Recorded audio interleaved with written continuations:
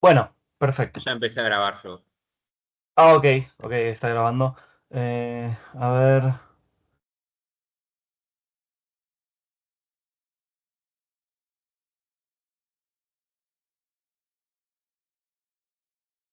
Bueno, ahí ven todo bien, ¿no? Sí, sí, estamos por el debate. Sí, el debate del cálculo económico. Bueno, eh, eh, ¿dónde quedamos? Por acá. ¿Alguna pregunta con lo que veníamos viendo? ¿Alguna duda? eh, Bueno, vamos a no, seguir no, entonces. no, está todo bien. Joya. Empezamos la última, Bueno, perdón. sigo. Sí, Finalizamos con. déjame Sí, seguir. justo. Eh, bueno, entonces, estábamos con toda esta historia de que Marx no explicó exactamente cómo iba a funcionar el comunismo, ¿no? Que es algo que ya habíamos dicho, porque para él el comunismo era un desarrollo, un estadio en la historia, algo que iba a venir después del capitalismo, pero uno no se puede adelantar a las leyes de la historia, entonces no sabes exactamente cómo va a funcionar ese comunismo. Entonces, Marx dice varias veces, insiste, que es imposible saber qué forma exacta va a tener ese comunismo. Lo único que sabemos es que el capitalismo va a caer y en tal caso nosotros deberíamos cobrar conciencia de clase y todo eso para ayudar a su caída y para que eventualmente eh, instaurar una sociedad comunista. Pero de vuelta, ¿cómo va a funcionar ese comunismo? Y bueno, no se sabe. Es como algo medio indeterminado todavía. Em, lo que sí dice Marx es, bueno, pero es posible entonces que haya una revolución de los proletarios, ¿cierto? Que tiren el sistema capitalista porque la lucha de clases se hizo muy fuerte, la tasa de ganancia se comprimió demasiado, entonces los trabajadores están siendo más explotados que nunca, los capitalistas compiten más que nunca, y todo ese proceso lleva a una descomposición del capitalismo, como estábamos diciendo, y eventualmente hay una revolución. ¿Y qué se hace? ¿Qué se puede hacer el día después de la revolución? ¿Qué hay que hacer? Bueno, dice Marx, no se puede instaurar automáticamente la sociedad comunista. Recordemos, la sociedad comunista sería supuestamente, según Marx, la bella sociedad sin clases, sin Estado, porque el Estado es un instrumento para la opresión de los proletarios por parte de los burgueses. Es una sociedad que no va a tener nada de eso y además es una sociedad de abundancia, ¿no?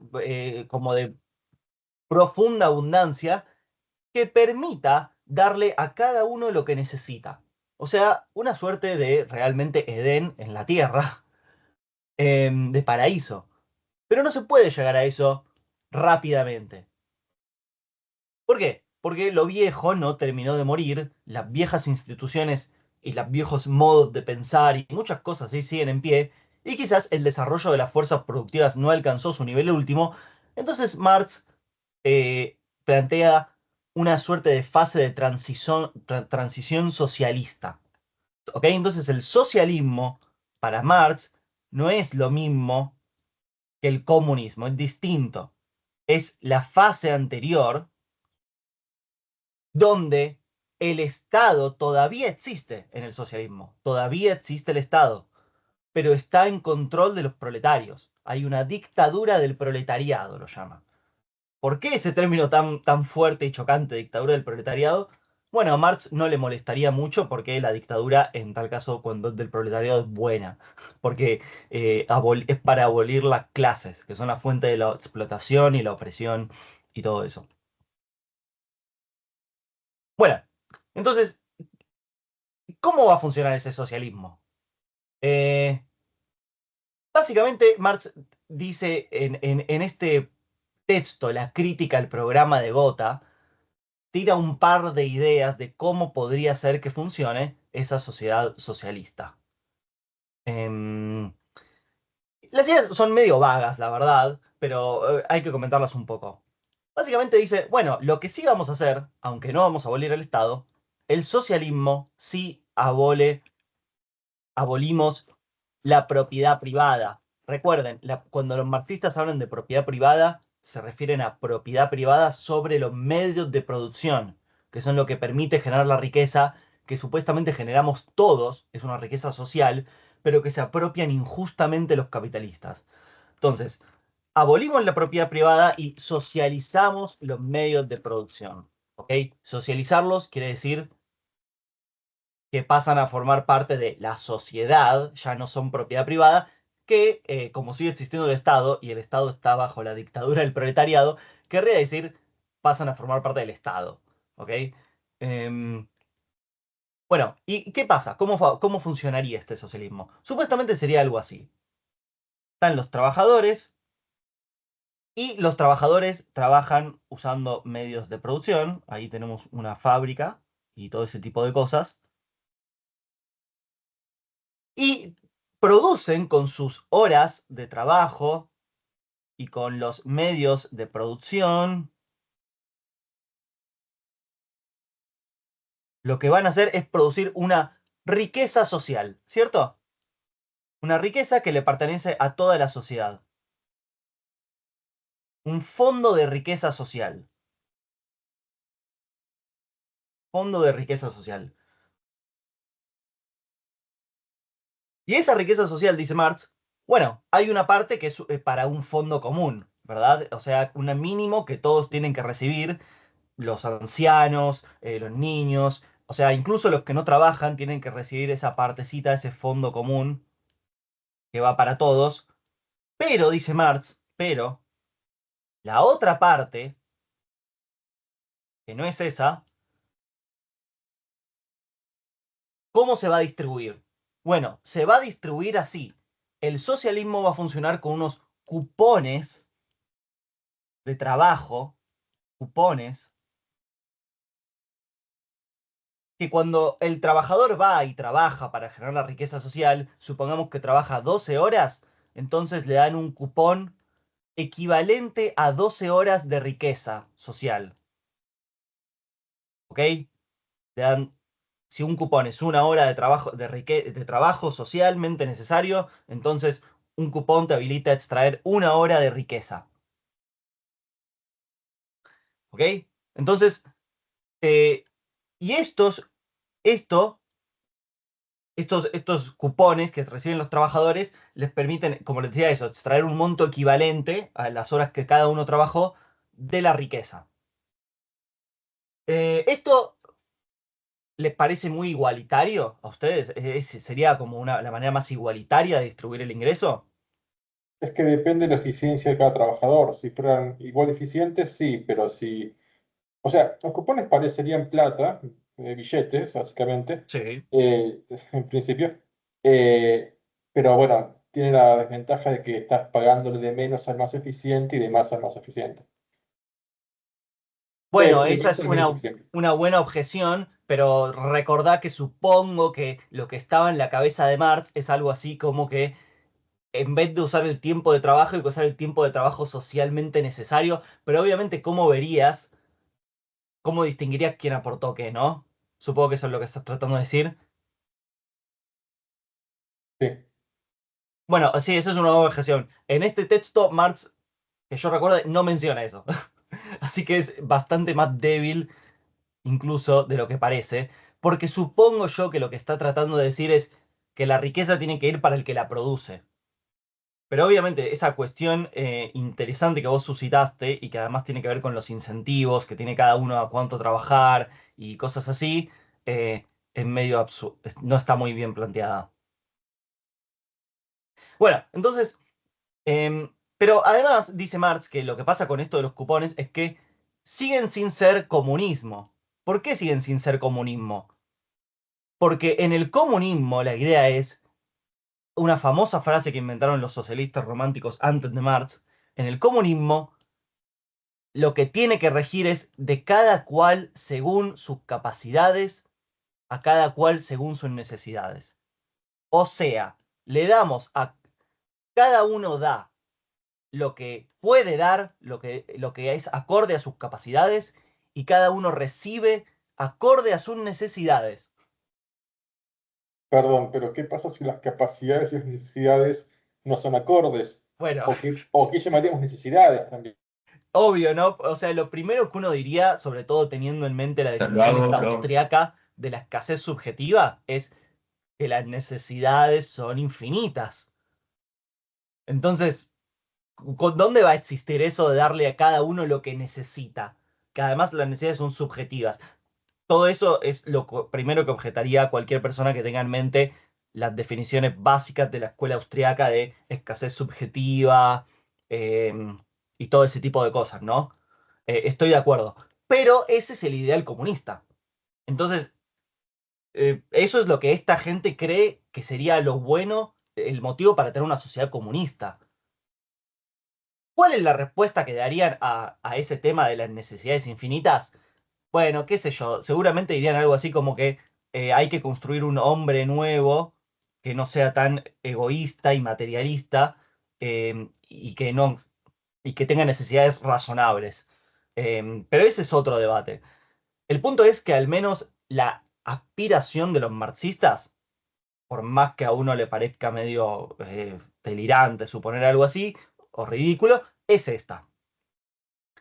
Entonces, la idea es llegar a eso, pero todo esto de los cupones de trabajo no le está dando a cada cual según sus necesidades, sino que le está dando a cada cual según lo que aportó. Y a veces la gente que puede trabajar más y aportar más a la riqueza social es... ¿Por qué pasa eso? Porque, bueno, en muchos casos quizás porque son más productivos.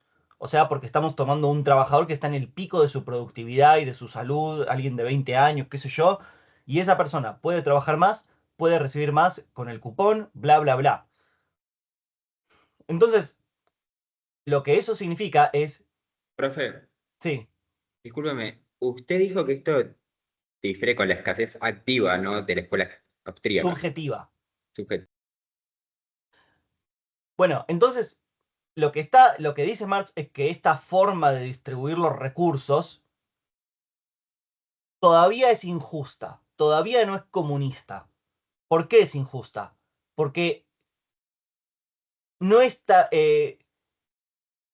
reconoce todavía tácitamente los privilegios naturales y los valida. O sea, por ejemplo, si la gente tiene una aptitud, una productividad naturalmente distinta, entonces van a recibir más por eso. Y eso, dice Marx, no es lo que uno querría en el comunismo. En el comunismo uno querría que cada uno reciba según sus necesidades, incluso si vos, por ejemplo, sos más improductivo, porque no sé, porque naciste con algún defecto de algún tipo, o porque tenés una enfermedad que te permite ser menos productivo, bueno, aún así deberías recibir lo que necesitas, no algo acorde a lo que aportás, que lógicamente va a ser menos porque son más improductivos.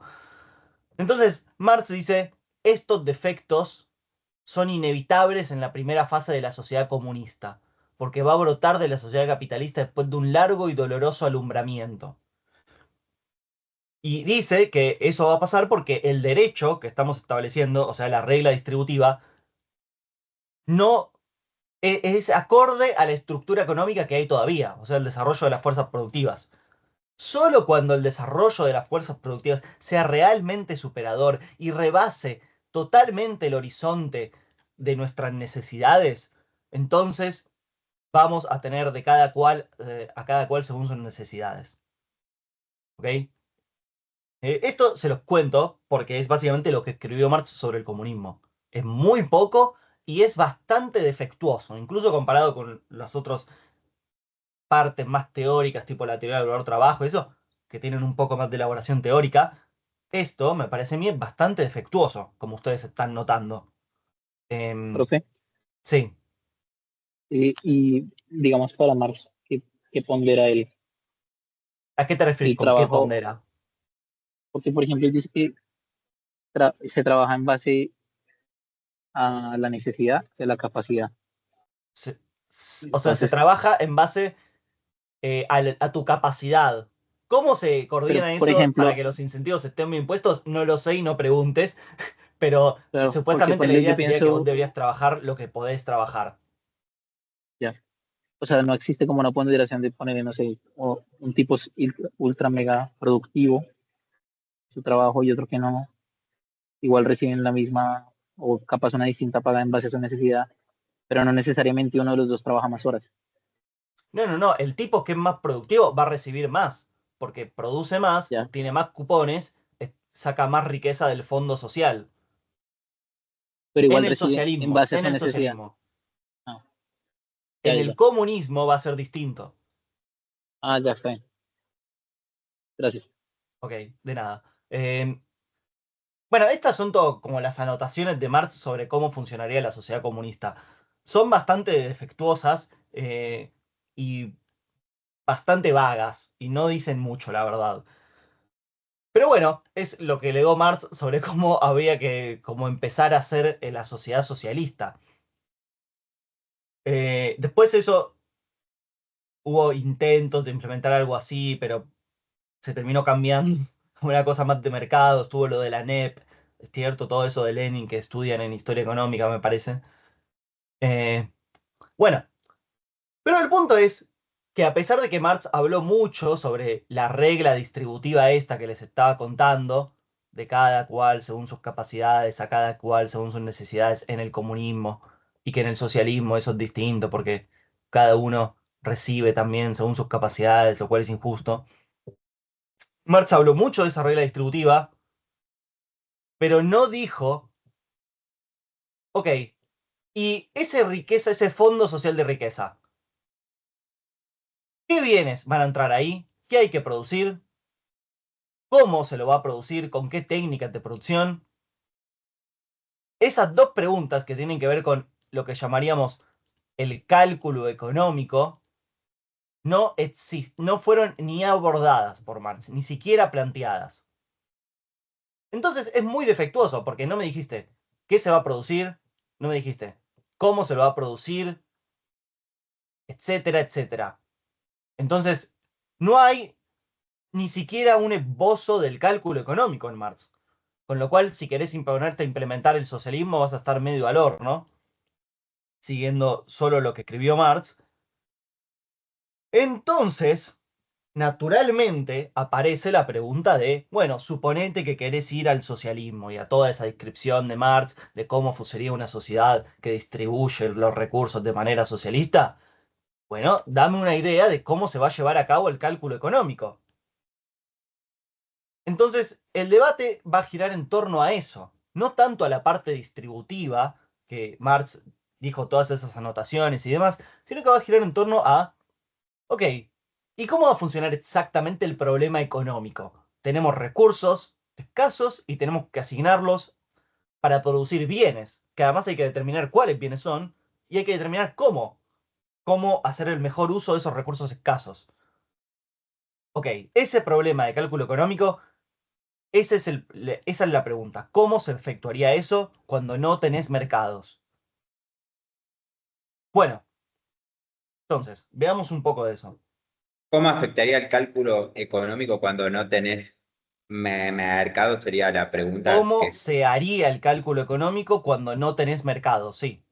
Ok, E incluso, bueno, ¿cómo funciona el cálculo económico en un mercado mismo, ¿no? Porque hasta ahora no sé si ha quedado tan claro eso, pero quizás debatir cómo funcionaría en la sociedad planificada también revele algo de cómo funciona en la sociedad no planificada.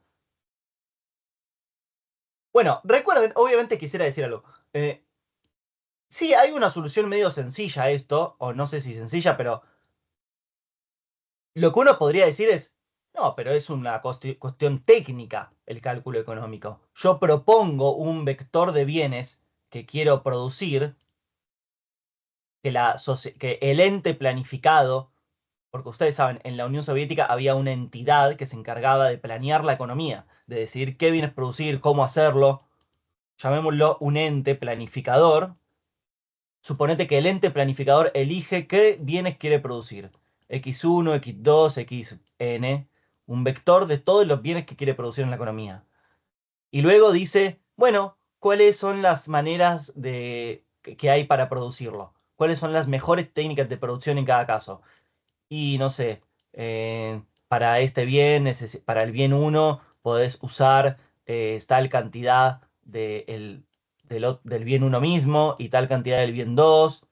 Les suena familiar todo esto, ¿no? Entonces, simplemente es una cuestión técnica. Decime qué querés producir, busquemos la mejor manera técnica de producir esos bienes y ese es el problema del cálculo económico.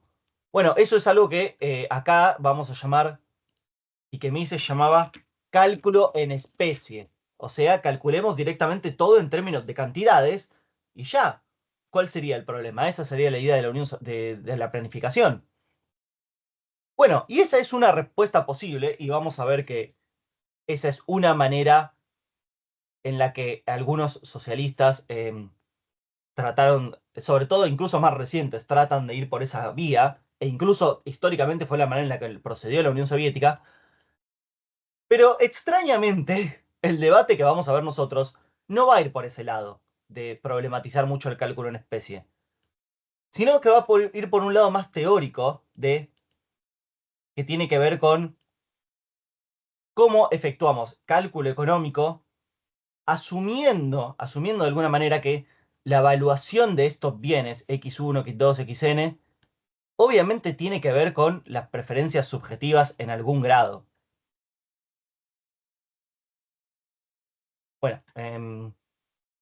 pero solo quería comentarles que llamemos a eso cálculo en especie, a elegir, plantear el problema del cálculo económico como un problema así de cantidades y de eficiencia técnica.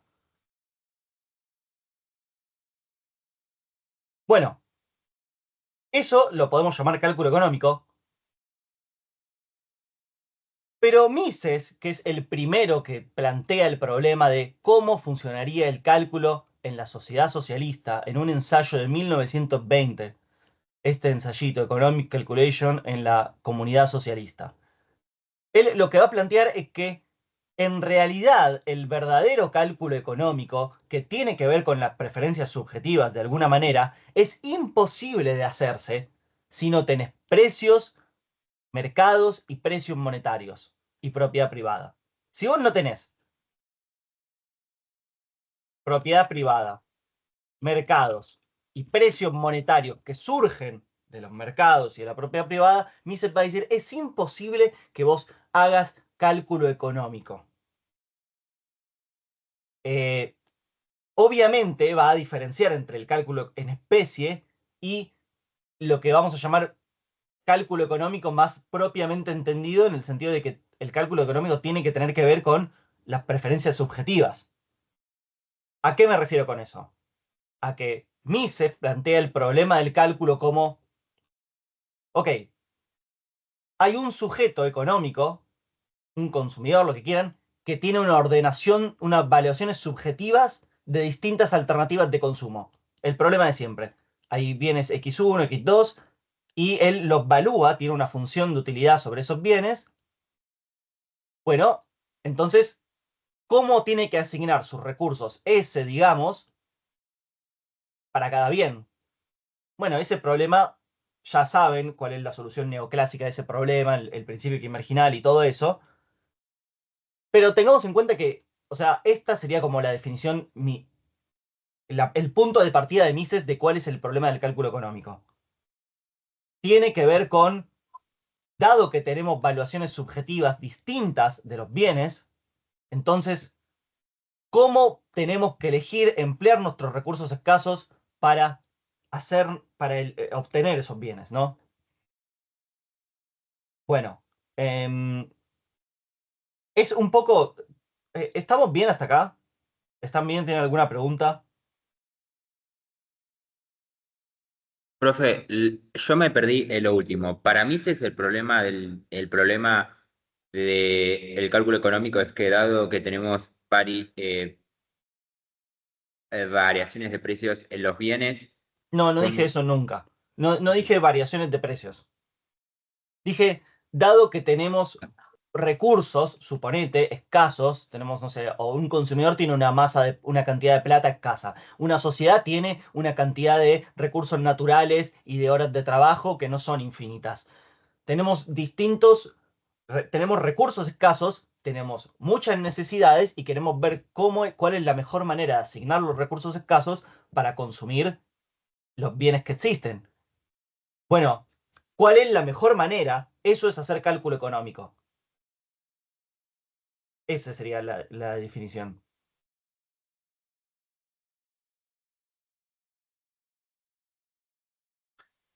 Bueno, entonces vamos a plantearlo con un ejemplo para que se vea exactamente de lo que estoy hablando. Suponete, como siempre, que hay un tipo llamado Robinson Crusoe en una isla. Esto va a parecer un poco tortuoso, pero ya se va a ver a qué estoy llegando. Hay un tipo llamado Robinson Crusoe en una isla. Y Robinson Crusoe tiene que elegir entre consumir, por ejemplo, por supuesto tiene recursos escasos. ¿Cuál es su recurso escaso? Y no sé, tiene 50 horas de trabajo semanales. No va a trabajar más que eso porque no puede o no le da o lo que fuese. Tiene recursos escasos. Acá le puse S a los recursos, simplemente S. Es igual a 50 horas de trabajo que tiene. Entonces, ¿qué va a pasar? Lo que tiene que hacer es, suponete, elegir cómo asignar esos recursos entre dos usos. No sé, uno de esos usos podría ser, quiere consumir, hay un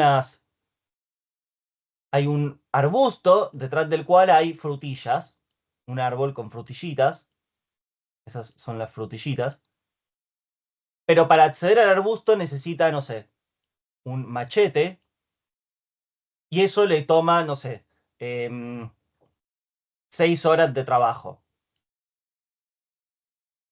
Y después puede acceder a un árbol que tiene bananas. Y eso, ahí obtiene 12 frutillas, ¿no? Si trabaja 6 horas y bla, bla, bla. Y en el otro caso puede, con 5 horas de trabajo, acceder a este árbol, producir una escalera que le da 4 bananas.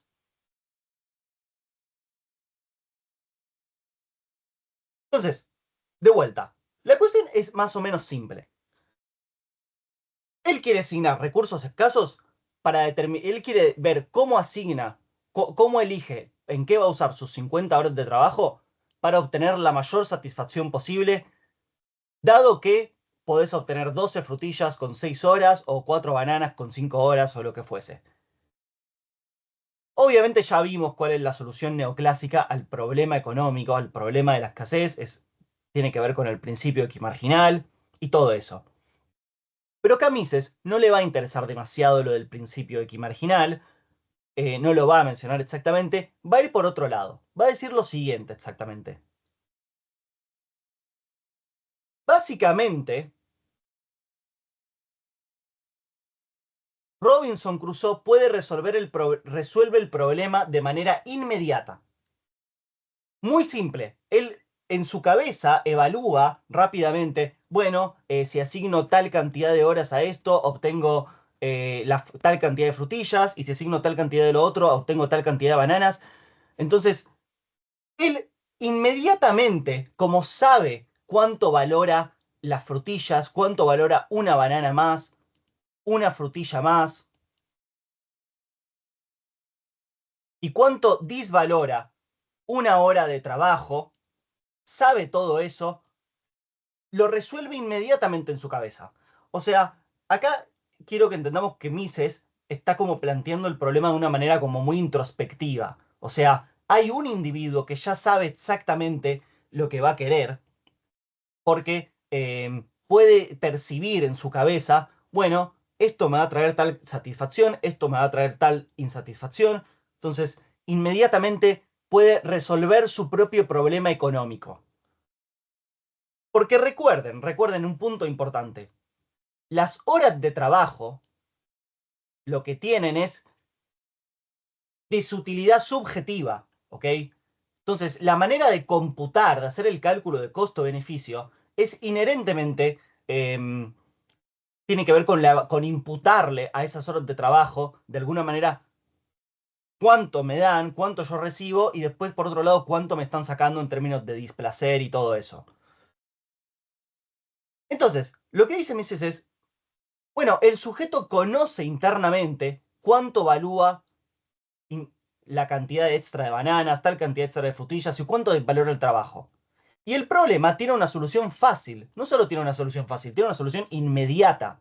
¿Por qué? Porque toda la información relevante está al alcance de su mente.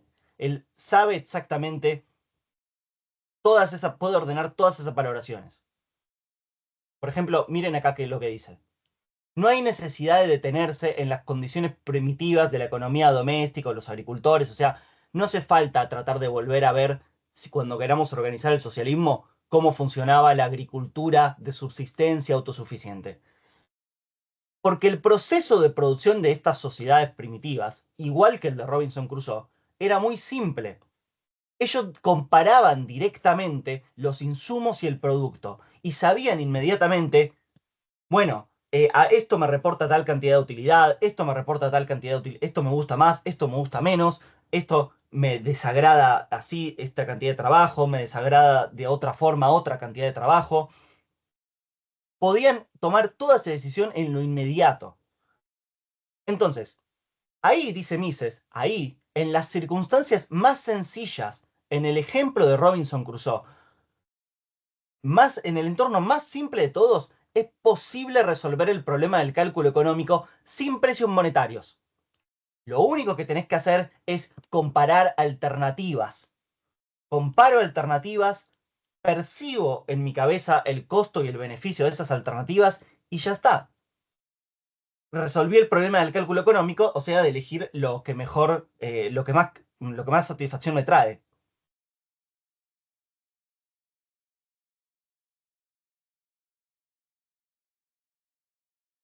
Entonces, o sea, ¿qué está diciendo? Mises está diciendo que un individuo puede resolver el problema del cálculo económico por sí solo en el caso más simple de todos. Lo único que tiene que hacer es imputar, por el principio de imputación mengeriano, el valor de los bienes de orden superior a partir de las valoraciones que él tiene de los bienes de orden inferior y comparar las alternativas en términos de costo de oportunidad. O sea, entonces, pero esto, lo último que quiero decir sobre esto, noten, dice Mises, no es un problema tecnológico, ¿ok? No es un problema tecnológico, sino que es un problema de comparar subjetivamente qué tanta utilidad me reportan tengo distintos procesos productivos, ¿no? Y esos procesos productivos rinden masas de bienes diferentes, no sé, W1, W2, y si yo quiero comparar qué tengo que hacer, bueno, de alguna manera lo que estoy queriendo comparar a fin de cuentas es esto, es la utilidad que me traen los bienes finales. Entonces, eso sería como la idea del costo de oportunidad. ¿Cuál es el costo de oportunidad de W1? Bueno, lo que me pierdo por no consumir W2. Entonces, ¿cómo le puedo imputar un valor económico calculable a este proceso productivo Y? Bueno, tiene que ver con la comparación que yo puedo hacer de eso. Entonces, dice Mises, por ejemplo, dice esto. La tecnología no le ofrece a un sujeto más que enunciados sobre relaciones causales entre cosas externas. Por ejemplo, te dice 7A más 3B más 5C dan lugar a 8P. O sea, te especifica un proceso productivo. Lean esto, por ejemplo, esta última parte.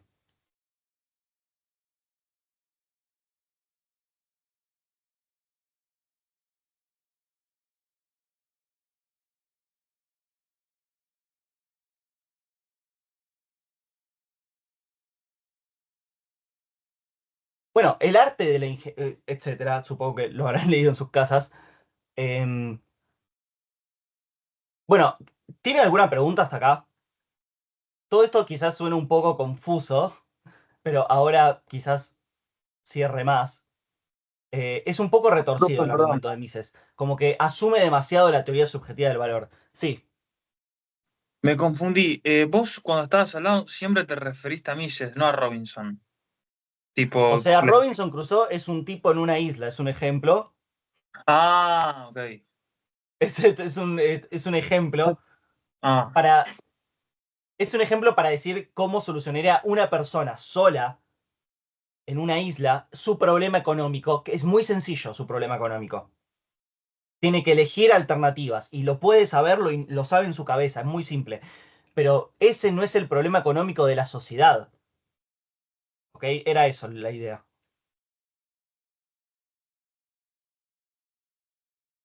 ¿Alguna otra pregunta? Yo, profe, perdón, capaz que me adelanto con la pregunta y lo vemos más adelante, pero ¿no está diciendo como esto tiene el mismo problema que el capitalismo en el sentido de que no podés tomar a la sociedad como tal, como si fuera un solo individuo y analizarlo como un solo individuo? O sea, hasta ahora por lo que Lo que está queriendo dijiste decir. es eso lo que está diciendo. Sí, o sea, lo que está queriendo decir Mises es. Cuando vos tenés un solo individuo, el individuo puede resolver su problema de cálculo económico. Es muy sencillo. Simplemente compara alternativas, evalúa, hace el costo-beneficio y cuál es el costo. Y con la particularidad que el costo tiene que ver con el principio de imputación, como decíamos. Pero la sociedad extendida, en la sociedad extendida, o sea, en la sociedad grande, de muchas personas, con preferencias distintas, donde los bienes tienen un montón de usos, hay un montón de bienes, Mises va a decir que la única manera de hacer cálculo económico es utilizar precios monetarios. O sea, calcular beneficios menos costos con precios monetarios, con valores monetarios. ¿Cierto? ¿Y por qué esa es la manera que funciona, dice Mises? Porque los precios monetarios surgen del mercado. Y en el mercado lo que pasa es que la gente hace ofertas de compra y de venta. En inglés esto tiene una palabra, es como bids, como en una subasta, ¿no? Entonces, los precios monetarios reflejan toda toda la diversidad de evaluaciones subjetivas de las personas. ¿Ok? Es como que incorporan los precios monetarios ese aspecto subjetivo que hay por ejemplo, en elegir una técnica, en que el costo de oportunidad de una técnica viene dado por el valor de lo que yo resigno. Ese aspecto subjetivo está incorporado en los precios monetarios de mercado. Son como una señal de algo mucho más profundo. ¿Por qué está incorporado? Bueno, porque surgen de que la gente oferta y demanda. Hace ofertas de compra y de venta. Entonces lo que termina pasando es que el precio monetario te permite hacer cálculo económico, te permite comparar alternativas, cosa que no podés hacer sin precios monetarios. Robinson Crusoe, en una isla solo, puede comparar alternativas sin precios monetarios. ¿Por qué lo puede hacer? Porque es muy fácil, es simplemente en su cabeza ya puede imputar la utilidad subjetiva de los procesos productivos y de todo eso y lo compara. Pero vos no podés hacer eso en una sociedad grande. ¿Se entiende? Sí, sí, perfecto, ahora lo entendí. Ah, ok, Gracias. gracias. Sí, me estaba faltando llegar a esa parte, me estaba demorando mucho, la verdad. Pero esa es toda la idea. Entonces, bueno, paremos unos minutos, 10 minutos, y vuelvo, le doy un redondeo a esto y sigo con lo otro. Dale, paremos unos minutitos. ¿A qué hora sería? Y 50, no, no, y perdón, a las 8 en punto. Dale. Discúlpame, Sí, ¿podemos decime. volver un toque a la diapositiva número 31? Es para Sí, ver una cosa que pusiste vos. Gracias. de nada.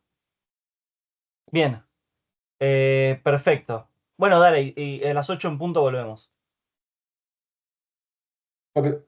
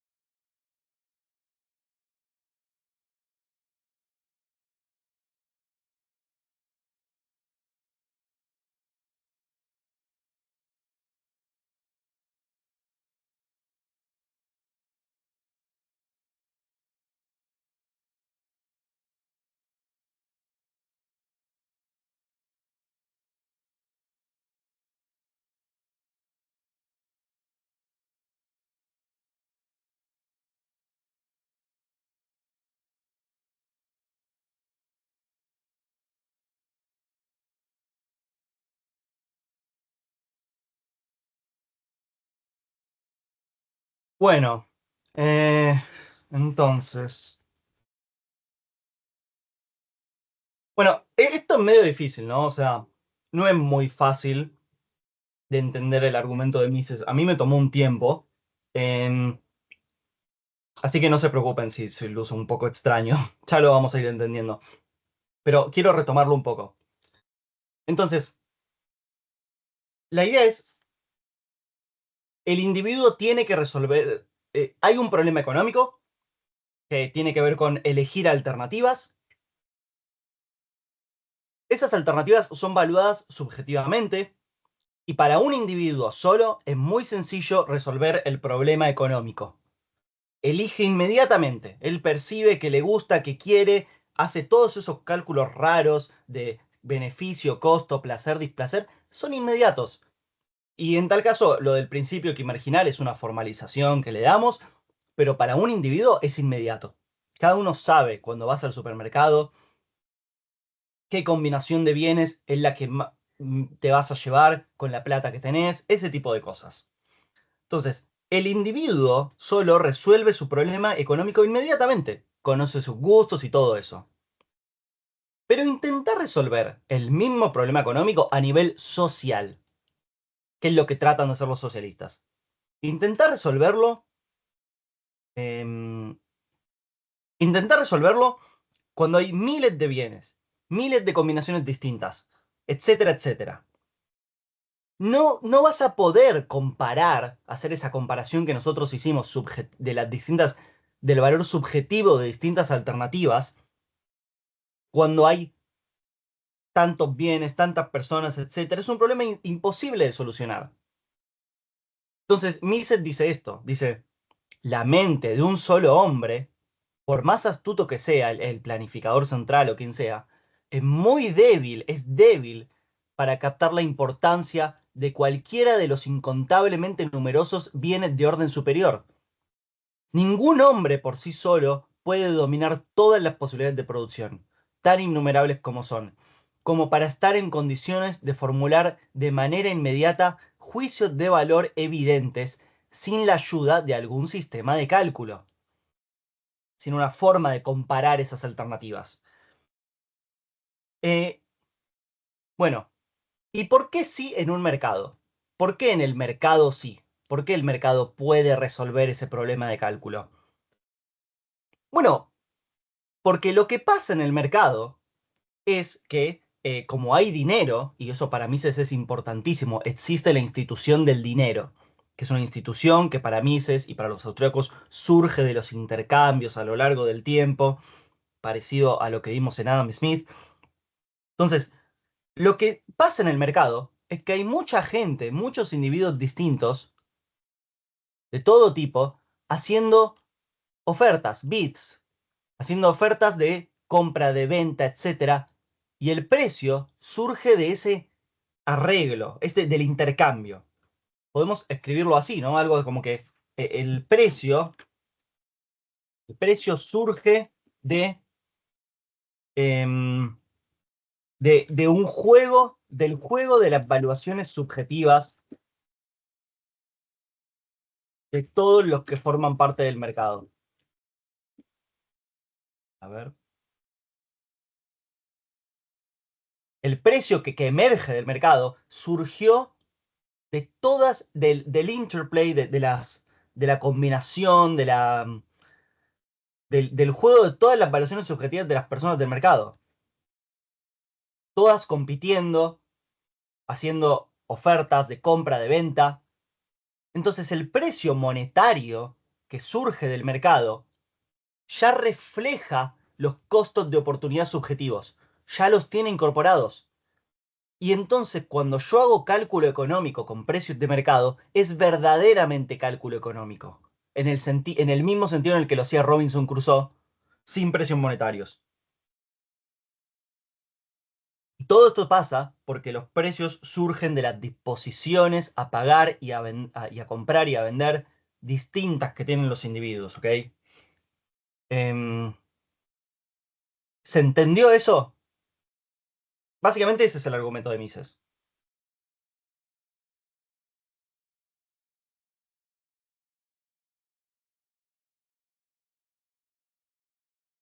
Perdón.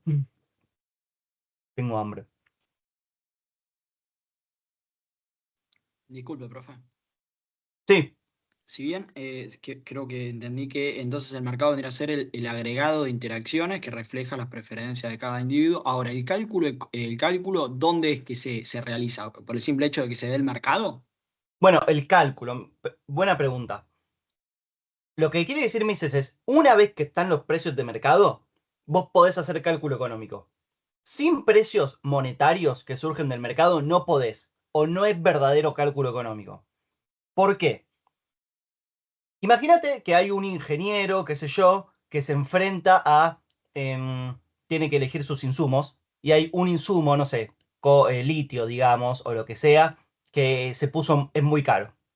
Entonces, que ese litio tenga un precio monetario alto, ya te está diciendo que ya representa algo. Representa la evaluación subjetiva que otros individuos hicieron de los bienes de los otros bienes que se pueden hacer con litio. Se pueden hacer muchos bienes, qué sé yo, baterías de todo tipo. Quizás una de ellas son baterías para celulares. Estoy siendo súper bobo en el ejemplo, pero una de ellas son baterías para celulares. Entonces, que el precio sea muy alto, quizás lo que me está diciendo es que a los consumidores valúan mucho ese otro bien, y entonces para yo tomar recursos, tomar litio, para hacerme de litio, tengo que pagar por una gran cantidad. Esa reasignación es costosa. ¿Por qué es costosa? Bueno, porque hay algo más valorado en algún otro lado. Entonces, el cálculo económico que tiene que ver con comparar alternativas que tienen un valor subjetivo, y además hacer eso a nivel social, contemplando todas las preferencias subjetivas de todas las personas, las distintas valuaciones subjetivas que tienen las personas. Bueno, eso solo lo podés hacer con el precio monetario que surgió de la interacción de mercado. Porque decirme, no sé, que con 3 unidades de litio más con 3 unidades de otro bien, produzco tal cantidad de otro bien, no me dice nada.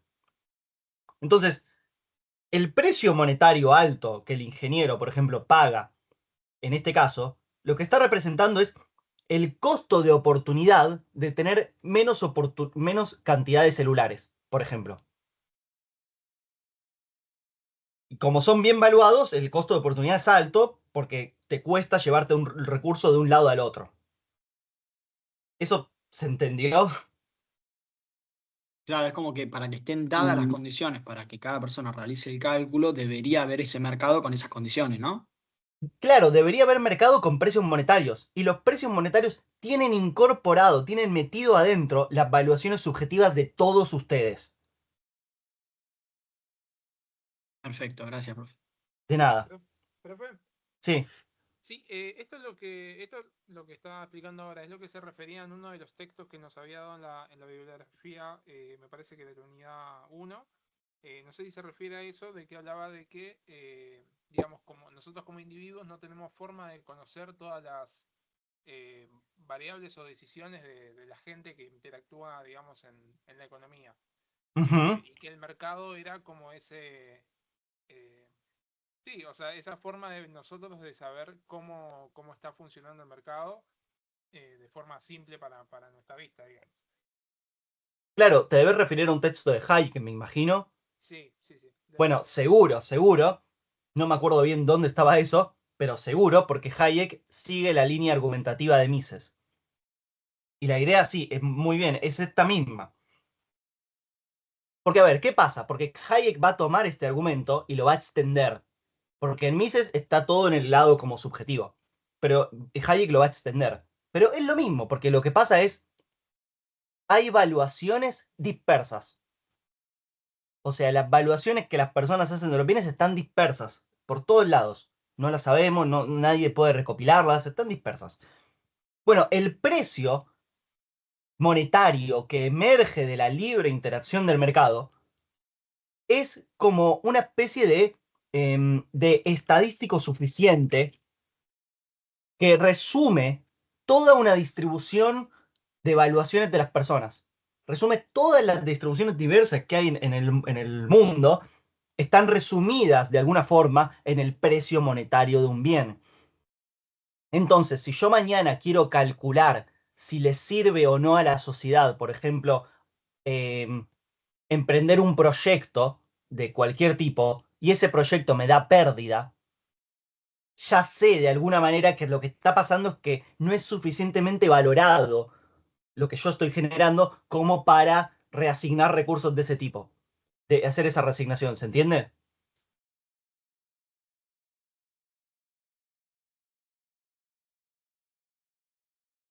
Bueno,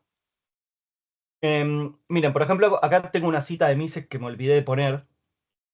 Esto es del ensayo de 1920.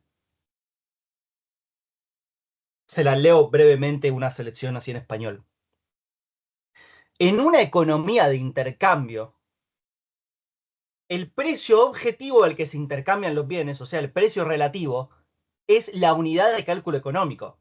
Es la unidad que nosotros hacemos para ver si algo conviene o no conviene. Vemos el beneficio, vemos la pérdida. Si da beneficio neto, lo hacemos. Si da pérdida, no lo hacemos.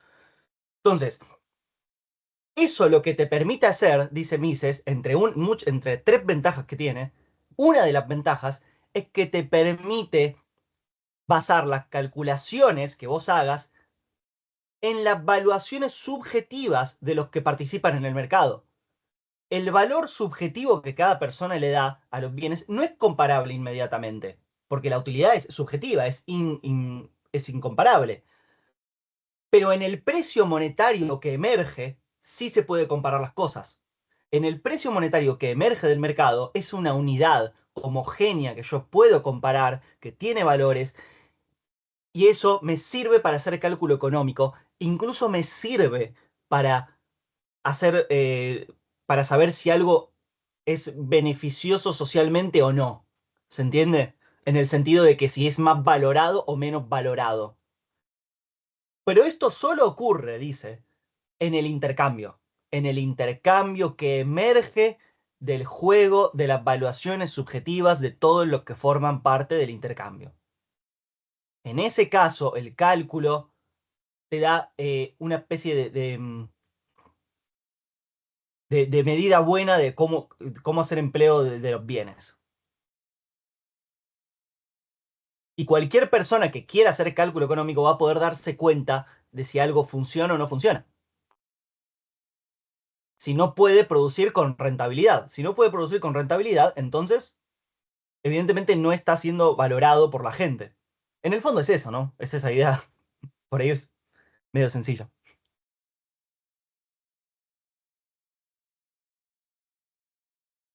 Entonces, miren esto, por ejemplo. Dice, nos permite darnos una guía a través de la opresiva abundancia de potencialidades económicas. Hay tantas combinaciones posibles, tantas maneras de combinar bienes, tantas maneras de hacer cosas, y todo queda resumido en un numerito, un precio monetario. Cuando uno entiende, diría un austriaco, cuando uno entiende que los precios monetarios surgen de las valuaciones subjetivas de las personas, entonces termina entendiendo que esos precios condensan un montón de información sobre evaluaciones de las personas y que sin precios monetarios que emerjan del mercado, el cálculo económico no lo podés hacer, no tiene sentido. Porque vos podés comparar cantidades. Vos podés decirme, acá como dice Mises, bueno, tales cantidades producen tales otras. Pero yo no puedo saber, en el fondo, si vale la pena traer tal cantidad de bienes o no, en un sentido de si vale la pena de utilidad social o de utilidad subjetiva. Ese punto quizás tenga que explicarlo un poco mejor todavía. Bueno, ¿se entendió eso? Estamos bien con el argumento de Mises, no es muy fácil, pero... Sí. Ok. Yo no te entendí eso de lo subjetivo, pero creo que lo vas a explicar ahora, ¿no? Lo subjetivo, o sea, la utilidad subjetiva. ¿Qué sería Sí. lo...? ¿Qué sería la utilidad subjetiva en sí? Y la utilidad que vos le das a los bienes, que es distinta de la que le dan otras personas. Eso lo vimos la primera clase de marginalismo. Todos le asignamos utilidad a los bienes.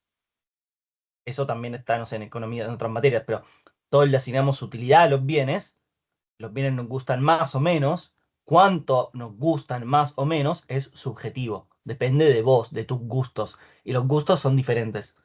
Entonces la utilidad es subjetiva, cuánto le gustan a las personas cada bien depende de sus gustos personales. Entonces lo que pasa es que en el mercado esos gustos personales interactúan, porque cada uno tiene distintos precios de reserva, distintas disposiciones a pagar. Yo estoy dispuesto a pagar tanto por este bien. Yo no estoy dispuesto a pagar tanto por ese otro bien. Y así. Y de esas valuaciones subjetivas emerge el precio monetario de un proceso competitivo de mercado. O los otros que dirían un proceso de descubrimiento. Entonces eso hace que el precio refleje las distintas utilidades subjetivas, que las condense, que las resuma. Y si las resume, entonces eso te permite hacer cálculo económico. O sea, comparar distintas alternativas y fijar cuál es la más conveniente, cuál es la mejor. Teniendo en cuenta que mejor tiene un significado subjetivo de los gustos, los no gustos, lo que te disgusta, etcétera, etcétera. ¿Eso se entendió ahí? Sí, sí, mejor, bien, gracias. Bueno.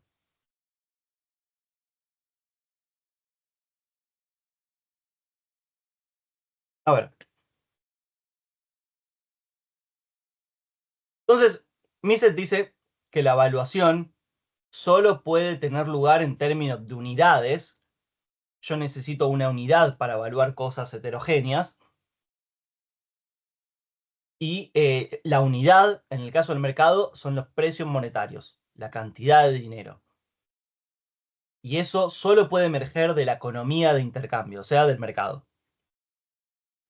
Podrías usar otra unidad de medida. Podrías usar horas de trabajo, quizás diría un marxista. Podrías poner todo en términos de horas de trabajo y hacer cálculos de costo-beneficio en términos de horas de trabajo. Pero lo que dice Marx es que primero que eso no aplicaría para recursos no renovables.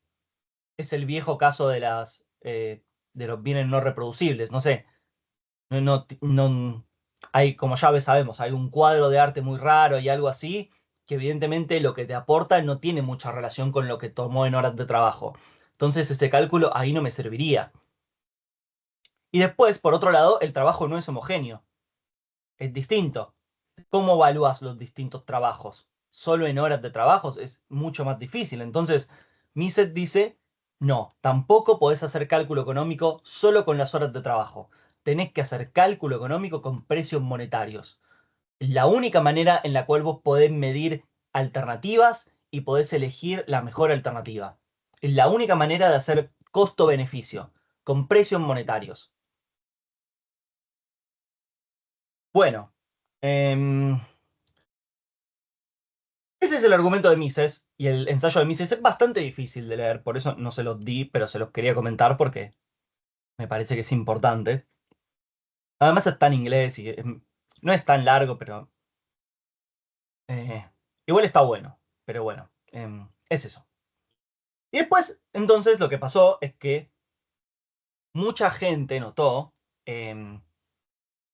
básicamente, que el problema que Mises plantea, el problema económico de asignar recursos escasos a distintos usos, tiene una solución teórica. La conocemos la solución teórica los economistas. La solución teórica de ese problema tiene que ver con plantear todas las curvas de demanda, plantear las curvas de oferta y dame el equilibrio, el vector de precios que pone en equilibrio todos los mercados en simultáneo, ¿sí? Entonces, cuando vos encontrás el equilibrio simultáneo en todos los mercados, eso contempla las distintas valuaciones subjetivas, están en las curvas de demanda, y contempla la escasez la tecnológica y todo ese tipo, están en las curvas de oferta. Entonces, lo que van a decir los socialistas, paradójicamente, es, no, la economía neoclásica te permite calcular a través del modelo de equilibrio general balrasiano, te permite resolver el problema económico a través... simplemente tenés que plantear el modelo de equilibrio general y resolverlo. Así de simple. Eso es lo que va a decir Oscar Lange, y antes ya lo había dicho otro economista, Enrico Barone, en 1908, pero ese va a ser el argumento de Lange. Entonces, Lange es un socialista medio raro. No es un socialista como de la teoría del valor trabajo, al contrario. No cree en la teoría del valor trabajo. Es un socialista neoclásico, lo cual es raro, uno no escucha de eso, pero es así. Entonces, él argumentó que el modelo de equilibrio general balrasiano podía utilizarse para planificar la economía socialista. Hasta donde yo sé, eso nunca se hizo, en verdad, sino que lo que se hacía en la Unión Soviética realmente era una suerte de cálculo en especie, como lo que les comenté antes. Se decidía, hay que producir esto, plan quinquenal, veamos cómo se lo hace, de la mejor manera, hagámoslo. Pero entonces el debate este es medio teórico. Lange lo que está queriendo decir es,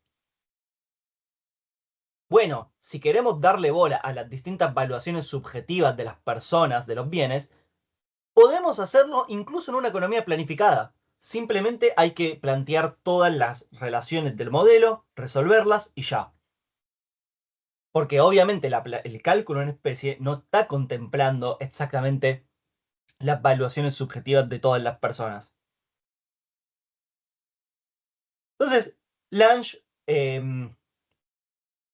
arranca básicamente el paper este, que es muy buen este paper, léanlo, porque explica muy bien el equilibrio general balrasiano, que es una cosa difícil de entender. Pero lo explica muy bien.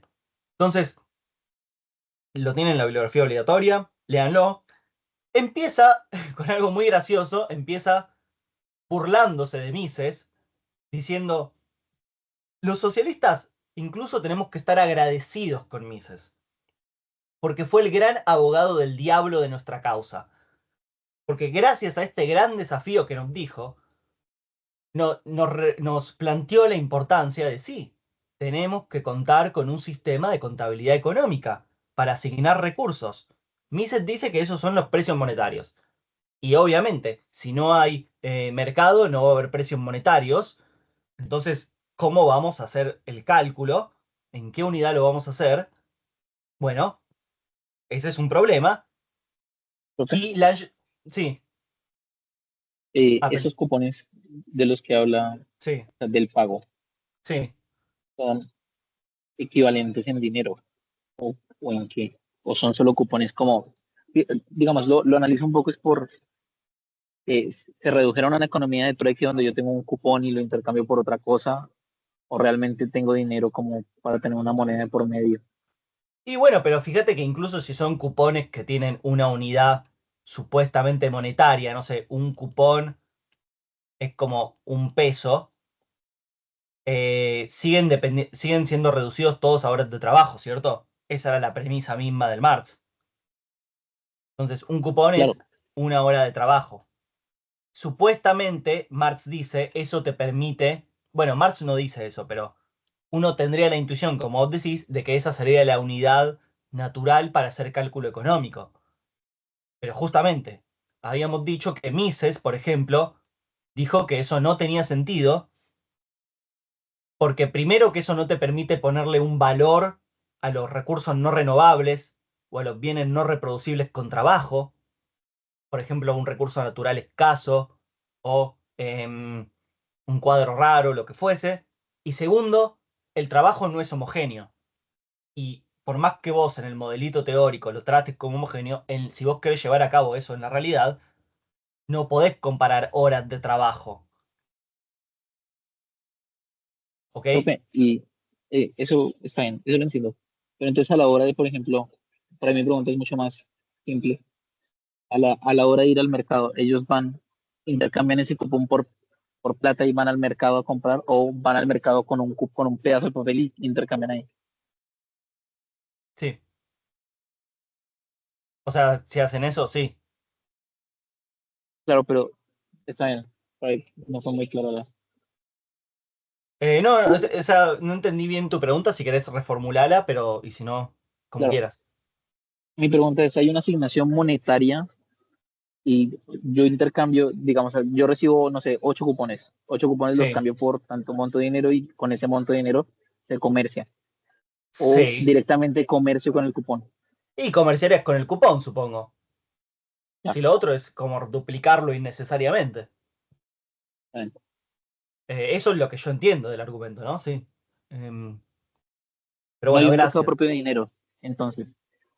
No, claro, la idea del marxismo, igual Ah, ellos incluso lo dicen mucho, anular el dinero. perfecto. Esa era mi consulta. Ah, ok. Gracias, profe. No, perdón que di tantas vueltas. Sí. Em, bueno, entonces, Lange está acá picanteando, diciendo que incluso hay que construirle una estatua a Mises en el Ministerio de Planificación Central. Está boludeándolo básicamente. Dice que a Mises no le gustaría eso, pero bueno, él fue el que más sirvió a la causa socialista. ¿Por qué dice todo esto Lange? Bueno, el argumento de Lange es que Mises se equivocó porque él dijo que necesita precios monetarios.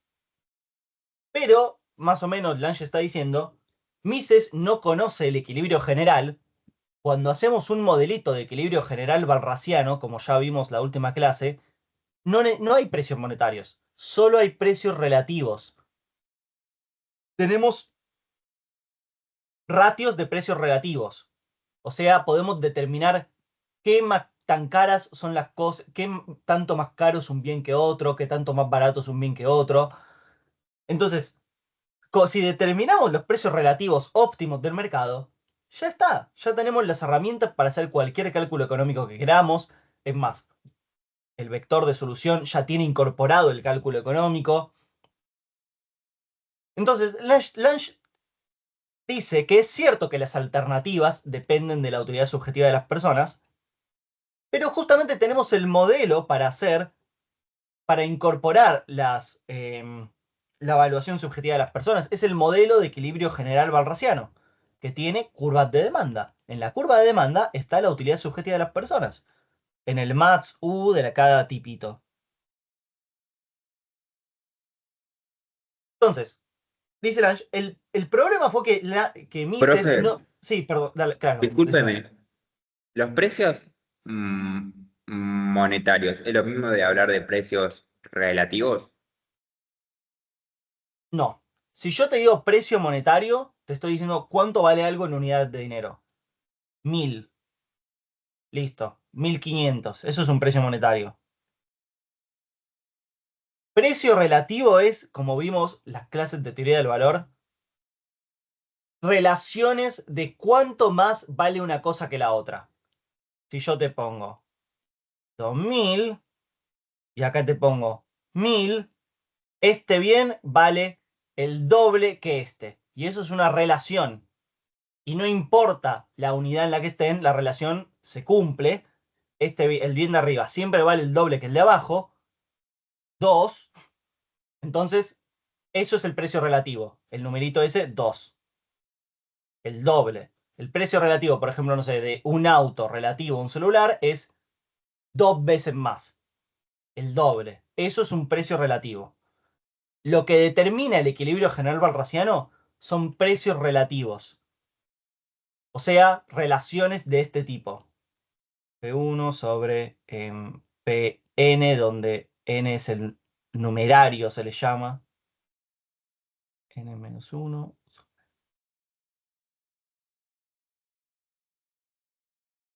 Entonces yo sé cuánto más valen todos los bienes que otros. Y eso es lo que puedo determinar con un modelo de equilibrio general balraciano. ¿Eso contesta la pregunta? Bueno, Sí, ahí, entonces, gracias. bien, de nada. Entonces, Mises no distinguió los precios monetarios de el otro sentido que usamos de precios. Precios como unidades de cambio, como precios relativos. O, dice Lange, precios como términos en los que se nos ofrecen alternativas. Sí, esos son los precios que nos permiten hacer cálculo económico, que nos dicen esto es el doble de valorado que esto otro, esto vale más que esto otro. Esos son los precios que nos interesan, es verdad. Y esos los podemos determinar perfectamente, dice Lange. Solo necesitamos 3 datos.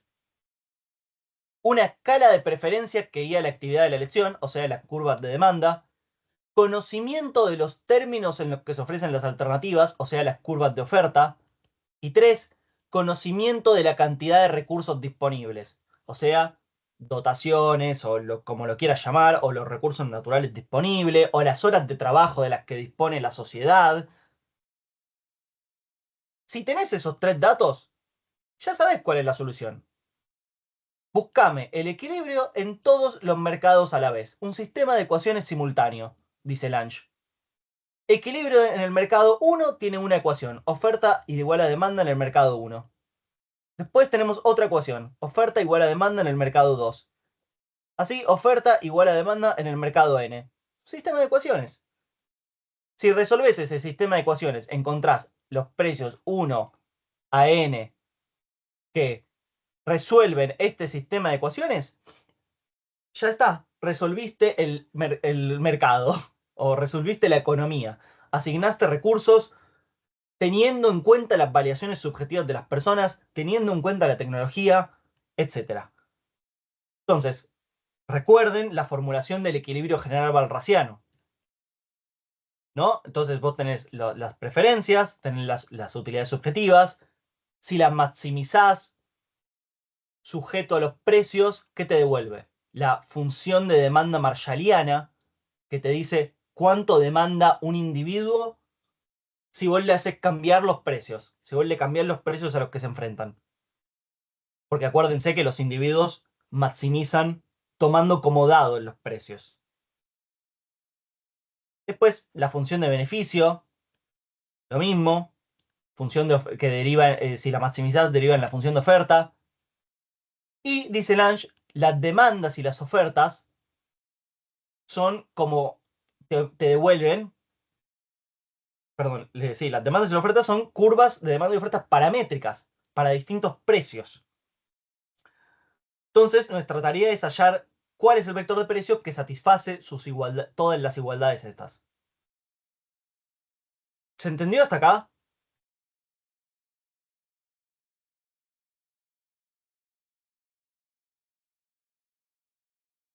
Sí. Bueno, bien. Bueno, acá lo mismo que ya vimos de la clase pasada, todo esto del carácter nocional de las curvas de demanda y oferta. Discúlpame, Sí, ¿podrías volver a repetir una vez más la diapositiva número 4, por favor? 4, Son 44. 44. Sí, mirá, la idea es la siguiente. La repito brevemente para avanzar, pero Dale, dale, dale. ¿cuál es la lógica del modelo de equilibrio general barrasiano? La ¿Qué? lógica sería algo así. Tenés individuos que quieren maximizar su utilidad y productores que quieren maximizar sus beneficios. Cuando hacen ese cálculo, ellos toman los precios como dados. O sea, no eligen precios, sino que toman precio dado y eligen qué cantidades quieren demandar. Entonces, lo que resulta, por ejemplo, de un individuo maximizando su utilidad es la curva de demanda marshalliana. O sea, ¿qué cantidades demandaría la persona 1 a distintos precios de los bienes? En este caso tenemos solo 2 bienes, en este ejemplito. Lo mismo para la oferta. Maximizo la oferta, maximizo, perdón, el beneficio, esto, tomando como dados los precios. Por lo tanto, eso resulta en una función de oferta, o sea, qué cantidades ofrecería a distintos precios.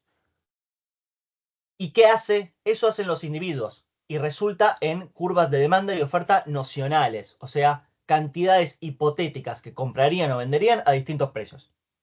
¿Y qué hace uno? El modelizador. Bueno, lo que hace es buscar el vector de precios que hace igual a la oferta y la demanda en todos los mercados. Una vez que haces eso, tenés el vector de precios que equilibra todos los mercados. Y tenés el equilibrio general. ¿Se entendió? Sí, ahí está mejor. Ok. Bueno, entonces, una vez resuelto el equilibrio del modelo, todo depende funcionalmente de los fundamentals, o sea, de la tecnología que está en las funciones de costos y de ingresos, o sea, de producción, y de las preferencias. E incluso, dice Lange, incluso, si vos no tenés solo necesitas esos datos, ¿no? Necesitas datos sobre la demanda, datos sobre la oferta y datos sobre los recursos que tenga la economía. Y si vos tenés esos datos, pero no conoces el vector de precios, todavía no lo conoces, incluso tenés una forma de llegar a él. Tenés una manera de llegar a él, un algoritmo que te permitiría calcular cómo llegar a ese vector de precios de equilibrio. Se llama el tanteo balrasiano, dice Lange. El tanteo balrasiano es como un algoritmo para el planificador central. Es un algoritmo para la planificación central. Si vos tenés exceso de demanda en un mercado cualquiera, subí el precio en ese mercado. ¿Sigue habiendo exceso de demanda en ese mercado? Subí el precio de vuelta. Y así hasta que no haya exceso de demanda en ese mercado, dejás ese precio quieto. Resolviendo ese proceso en general, supuestamente debería llegar al precio de equilibrio, dice Lange. O sea, no solo tenemos una descripción de la economía teórica, sino que además tenemos un algoritmo que nos permite calcular el precio de equilibrio de para todos los mercados. O sea que Lange interpretó que el subastador balrasiano ese que estábamos comentando en la clase pasada puede ser como el planificador central de la economía, pero de planificar él la economía. ¿Se entendió Una eso? consulta. Sí. Entonces vuelve nuevamente a tener el mismo problema del planteo de Balrás en el sentido de que no hay una formulación endógena de los precios y que al buscar ser un equilibrio general sin tener en cuenta las modificaciones que dicho tanteo de precios generase en la demanda y en la oferta, es imposible, digamos, conocer ese precio. Buena pregunta, porque justamente no es así. No. ¿Por qué no? Porque justamente a Lange le viene perfecto el modelo de equilibrio general. Porque es como si él tuviese la demanda y la oferta, ¿te acordás? Y dijimos, no pueden hacer transacciones a precios falsos, como vos decís. No pueden hacer transacciones en precios que no sean los de equilibrio, ¿cierto? ¿Estamos de acuerdo hasta ahí? Sí, sí. Bueno, entonces, ¿quién se fija cuándo pueden hacer transacciones? El planificador central. El planificador central lo que va a hacer es calcular, elige distintos vectores de precios, ¿no? Y calcula el exceso de demanda en una planillita de Excel. Y cuando ve que para este vector de precios el exceso de demanda es, no sé, positivo, sube los precios, tanteo balrasiano. Y así hasta que el exceso de demanda en todos los mercados en agregado es cero. Y nunca hubo transacciones en precios falsos. No hubo nada. Solo hubo un planificador central usando los datos, estos 3 datos que pidió Lange, calculando distintos excesos de demanda y eligiendo el vector de precios que hace cero el exceso de demanda. O sea, en algún sentido, el modelo balrasiano, que no te puede explicar bien cómo funciona el mercado exactamente, le viene bárbaro a un planificador central.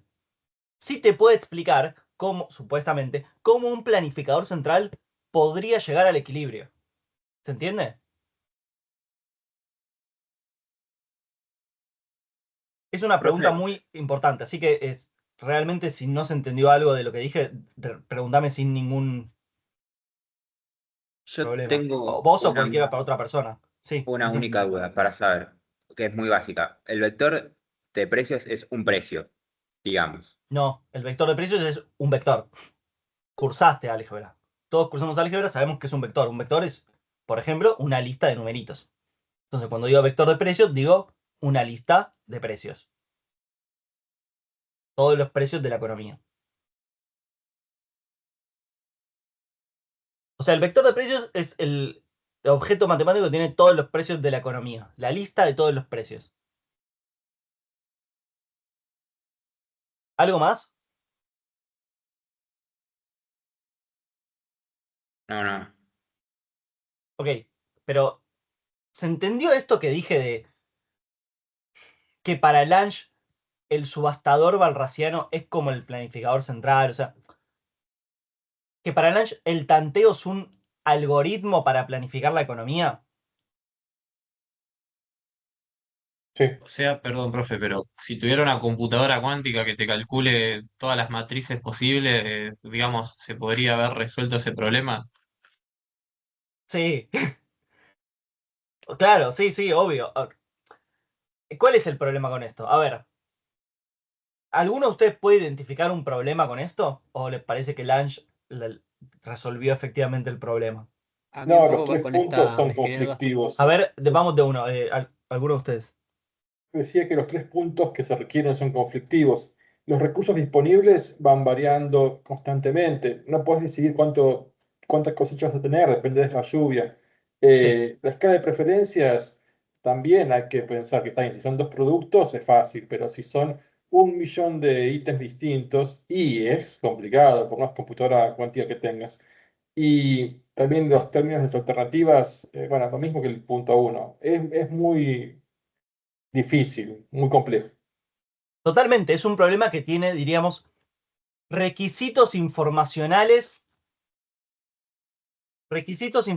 demasiado elevados. Pero más allá de eso, bueno, había otro compañero que quería decir algo. No, iba a decir exactamente lo mismo, que nada, aunque puedas saberlo, siempre vas a tener un delay entre lo que estás viendo y lo que sucede. Que nada, por eso lo supera el sistema de mercado, supongo, pues bueno, no son subjetivas a fin de cuentas, es una visión que tenés, no es información perfecta como si fueras Dios. Claro, totalmente.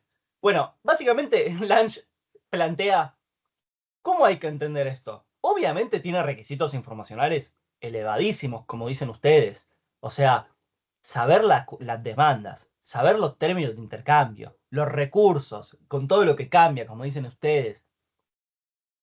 A ver, si fuera tan simple, que además no lo es, pero si fuera tan simple como resolver un sistema de ecuaciones simultáneas, la economía sería la cosa más sencilla del mundo.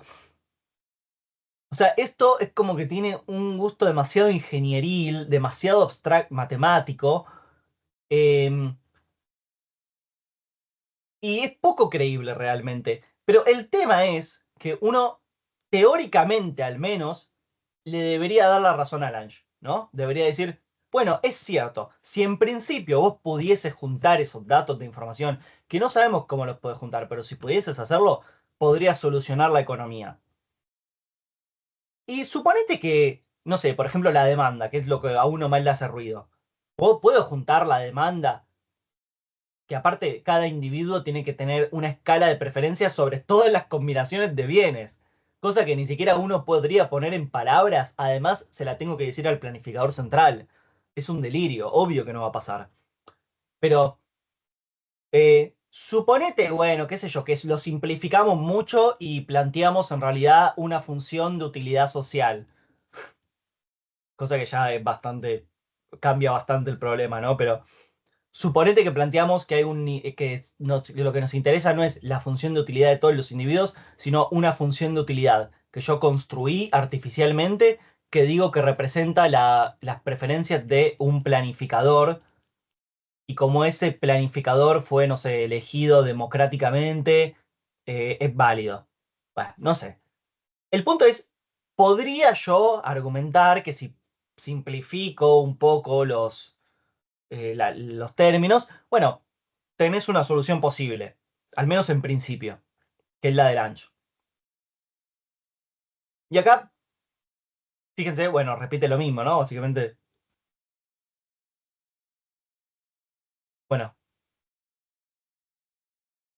fíjense esto, Lange como que interpreta, y sí, en el mercado competitivo tiene una estructura de precio, equilibrio, qué sé yo, el modelo balraciano, pero yo puedo usar ese mismo modelo de mercado competitivo y resolverlo yo como planificador central y lo único que necesito para ello es la función paramétrica de los precios. O sea, todo eso de las demandas y las ofertas paramétricas.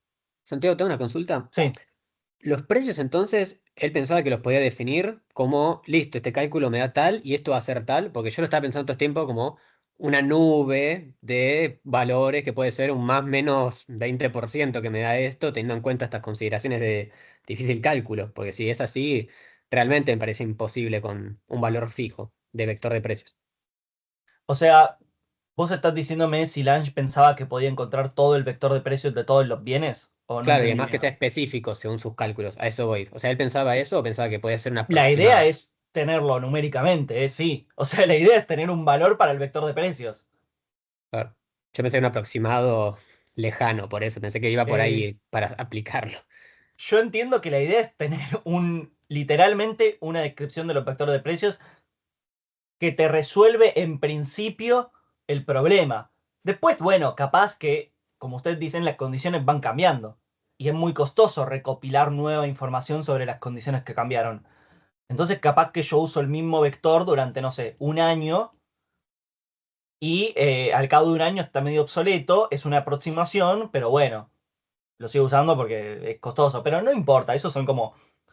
Porque lo gracioso y lo que está bien de lo que apuntas es que es muy poco práctico esto. O sea, él viene y dice es una solución, pero no tiene nada de práctico esto. Entonces, uno podría decir, y mucha gente dijo, que evidentemente lo de Lange es una solución del manual, del libreto, que vos podés plantear en una hoja de papel, pero es imposible reunir toda la información como para resolver computacionalmente el problema de la planificación. No se puede resolver ese problema computacionalmente. Toda esa información está dispersa. Está dispersa en las evaluaciones de las personas, está dispersa en las condiciones técnicas. Es todo información dispersa. En un mercado, eso se transmite a través de pujas de oferta y demanda que cambian los precios y envían una señal de que algo pasó, ¿cierto? Pero para un planificador central, reunir toda esa información es imposible.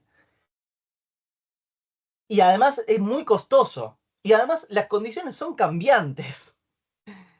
Entonces, realmente tendrías que ser Dios para, con el modelo de equilibrio general barrasiano, resolver el problema económico. ¿Ok? Eso es algo que uno puede decir. Y tiene todo el sentido del mundo. Y es verdad.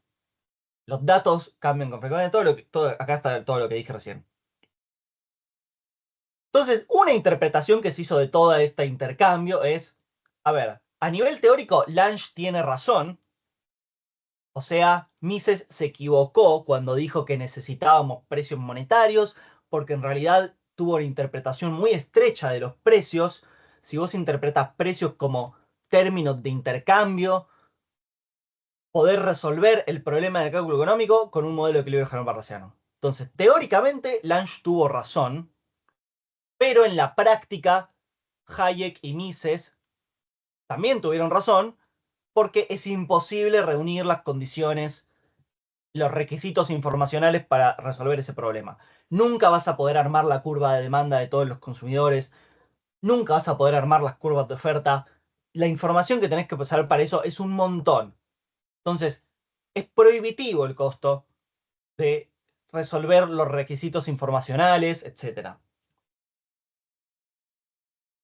Entonces, esa es una versión del debate, es decir, en la práctica los austríacos tuvieron razón, en lo teórico tuvo razón Lange.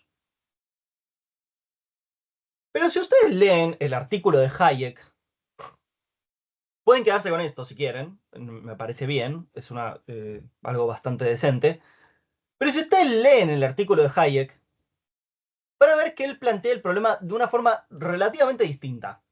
Él lo replantea así, dice, bueno, pero ¿qué organización económica social, el capitalismo, la planificación centralizada, cuál es la organización que te permite reunir información inherentemente dispersa, como la información sobre las condiciones técnicas, sobre las evaluaciones subjetivas de las personas? O sea, él lo plantea así, no se trata de que haya mucha información o poca que haya que reunir, sino que hay un problema de cómo generar esa información. Porque no está dada, no es que está ahí y yo la salgo a buscar. Muchas veces esa información, como en el caso de la demanda, es inarticulable. Yo no lo podría ni poner en palabras, aunque quisiera. Y también pasa lo mismo con con tecnologías y cosas así. Entonces, lo que va a decir Hayek es, el mecanismo competitivo te genera información. Es un proceso de descubrimiento de información dispersa. No solo de descubrimiento, sino que agregaré yo, de agregación de esa información en un estadístico suficiente, que es el precio de mercado, que es lo que veíamos antes de Mises. Entonces, el argumento de Hayek no es tan simple como, no, es mucha información y nadie la podría reunir. Es incluso un poco más sofisticado. Pero bueno,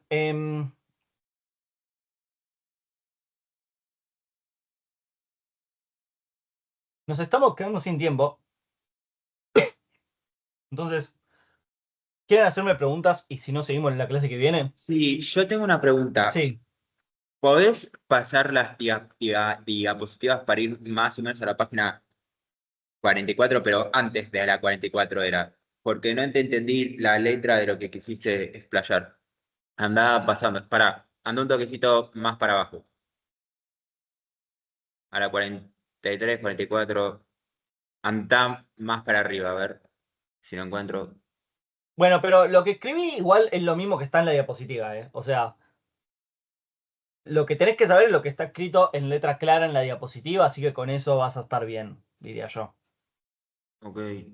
¿Tienen alguna pregunta sobre algo, sobre un tema de los que estuvimos discutiendo? Sobre esto, algo que no se haya entendido, eso me interesa. ¿Tuvieron alguna cosa que no se Profe, entendió?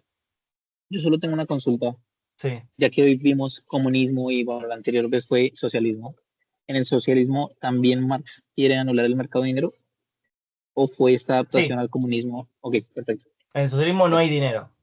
Eso es lo que yo entiendo que dice Marx y creo que dice eso, sí. Y lo que se buscó en el comunismo fue que no haya a través de un planificador central también. No dijimos nada del comunismo, pero claro, tampoco habría un planificador central, ¿no? Ya, está bien. No habría Gracias. nada porque habría abundancia infinita y no habría Claro. Estado y la sociedad se coordinaría sola, no sé. Es que genuinamente es algo muy vago, es una aspiración, una especie de sueño. Eh, Que no tiene eso. mucho sentido.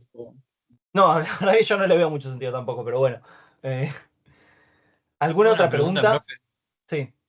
Y si se propusiera, no sé, una economía de mercado socialista, así, al estilo chino, donde vos asumís que el mercado por competencia hace la fijación de precios, pero utilizás esos precios para reasignar tu producción, ¿cómo sería? Sí. O sea, que no sería ninguno de los casos que vimos, pero se acercaría un poco más al Bueno, eh, pero Ohamansh, ¿no? habría que, o sea, si vos me estás diciendo, el Estado utiliza los precios de mercado. Ok, Sí.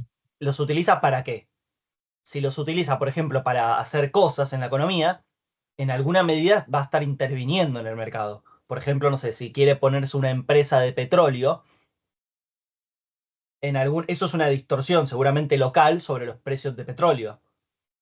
O seguramente la vaya a implicar, ¿no? Porque yo no creo que la empresa estatal de petróleo se vaya a comportar exactamente como se comportaría una empresa privada de petróleo. Entonces, o quizás haga otra cosa, no sé, quizás haga obra pública, no lo sé qué vaya a hacer, pero lo que estoy diciendo es, si algo va a ser, bueno, el argumento sería, generalmente las acciones estatales son, por definición, una intervención sobre precios de mercado en algún grado. No sé, un impuesto es una distorsión, un impuesto al ingreso. Por más que sea una distorsión que vos te parezca buena, que nos parezca que es justa, es una distorsión, por definición. Porque te dice, si vos ganás más, te cobro más. Entonces, eso hay que tenerlo en cuenta, ¿no?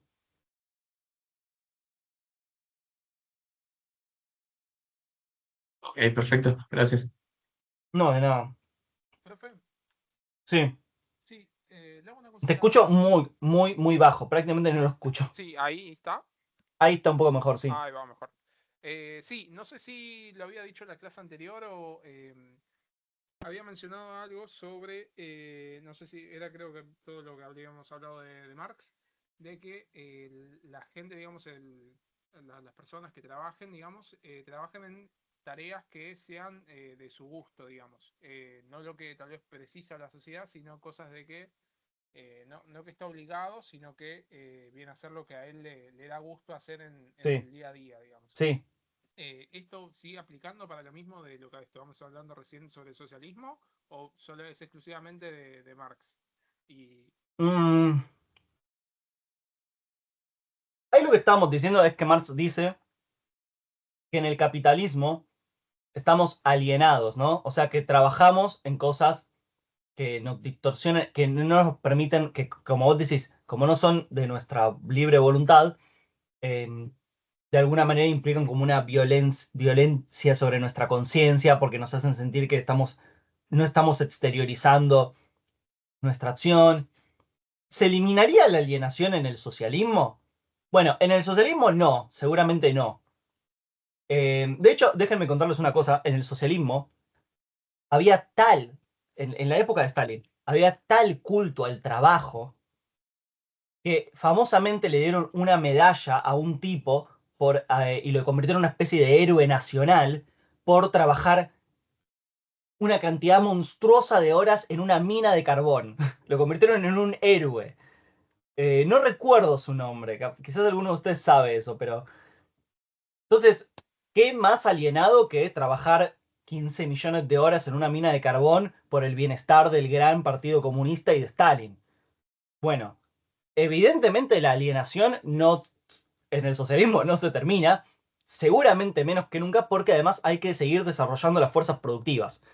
Entonces, lo de la alienación es como medio una crítica humanista que hace Marx a lo cruel que es el capitalismo, pero la verdad es que la división del trabajo implica eso para mí, y ni siquiera en el socialismo se ve reducida, sino que hasta empeora.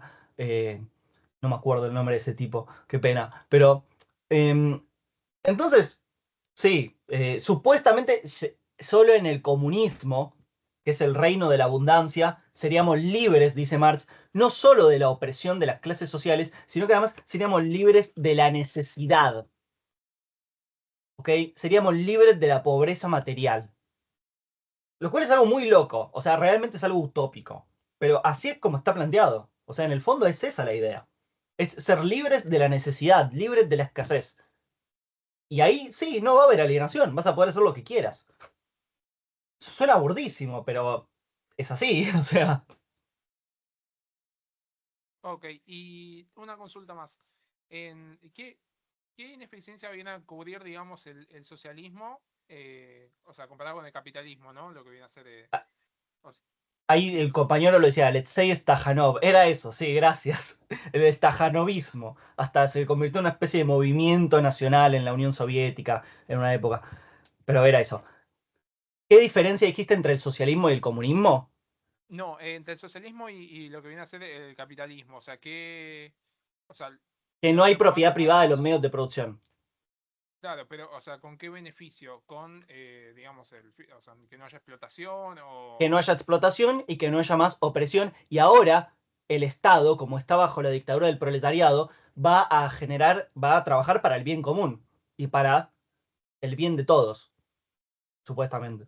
Para una cuestión, Sí, con lo que vos dijiste, en el socialismo todavía hay propiedad privada, pero en el comunismo ya no. no. En el socialismo no hay más propiedad privada de los medios de producción. O sea, los medios de producción, las máquinas, los edificios, todo eso, son del Estado. Léase de todos.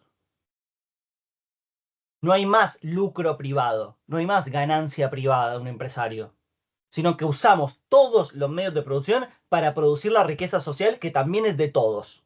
¿Ok? Esa es la idea.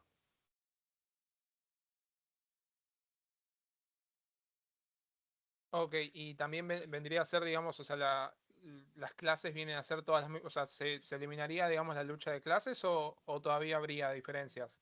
Se eliminaría. Y bueno, según los comunistas, sí, se elimina. Es el primer paso para eliminar la lucha de clases, o es un paso bastante definitivo, ¿no? Porque primero eliminaste la clase capitalista.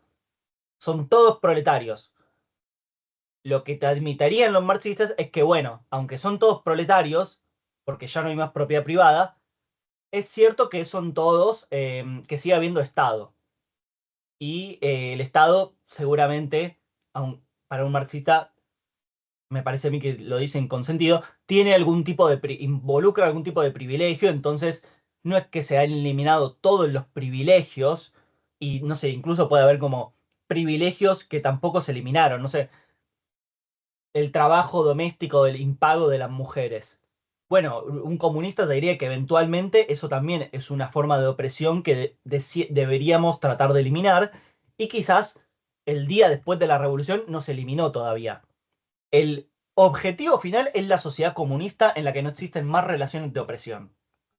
Pero en el socialismo, aunque vas a haber eliminado la mayor de las relaciones de opresión, que es la de los capitalistas contra los proletarios, seguramente siguen existiendo privilegios e injusticias, pero el objetivo es eliminarlos completamente. En el comunismo, ya no existe la propiedad privada, todas las casas. Así es. No, pero casas, recordá que no se trata de eso. No se trata de casas ni de cepillos de dientes. Se trata de los medios de producción, de las cosas que sirven para generar la riqueza. No es que los comunistas te dicen que vos no tenés que tener una casa propia y que tenés que compartir tu casa con el vecino de la esquina. No, no ese es el argumento. El argumento es, si algo fue generado por por el trabajo colectivo de todos, entonces eso tiene que ser distribuido igualitariamente. O sea que las máquinas y los bienes de capital, los medios de producción, tienen que ser de todos, en el sentido de que lo que generan, la riqueza que generan, tiene que volver a toda la sociedad. Pero no es que no vas a tener tu propia casa. Obvio que vas a tener tu propia casa.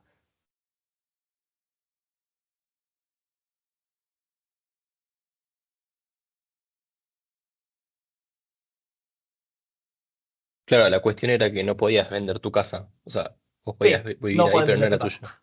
No hay mercados para casas, sin duda. Y Bueno, profe, en ese caso, por ejemplo, ¿se podría llegar a ser un mercado clandestino? sí, obvio, es lo que terminaba pasando en la realidad. Aparecían mercados clandestinos de mil cosas. O sea, o sea, las personas por sí mismas llegaban a, o sea, escapaban, digamos, de la, de ese, Sí, digamos, sí, lo que se estaba implantando, digamos. sí. Los Eso oligarcas de los rusos, he escuchado que empezaron así, que eran clandestinos en su momento. sí, seguramente, sí. Eso lo podemos discutir un poco en la clase que viene. Quiero hablar un poco muy poco de la historia económica de la URSS y traer un ejemplo o dos. Pero hoy les quería plantear un poco el problema teórico. Es medio difícil y abstracto, lo reconozco, pero espero que al menos lo de Mises se haya entendido y la posición de Lange. ¿Eso lo entendieron? ¿No hubo ningún problema con eso?